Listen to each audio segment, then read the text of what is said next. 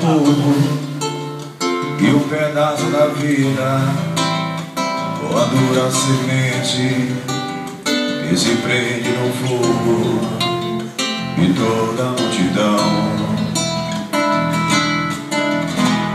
Acho bem mais do que pedras na mão, do que viver calados, pendurados no tempo, esquecendo os momentos, na fundura do poço, na garganta do fosso, na voz de um cantador.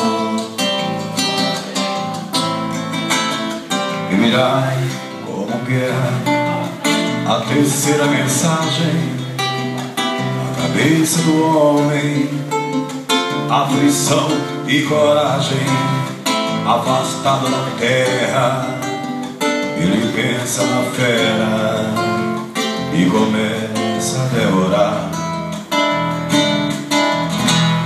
Acho que os anos irão se passar com aquela certeza que teremos no olho novamente a ideia de sairmos do poço, na garganta do fosso, vai no cantador.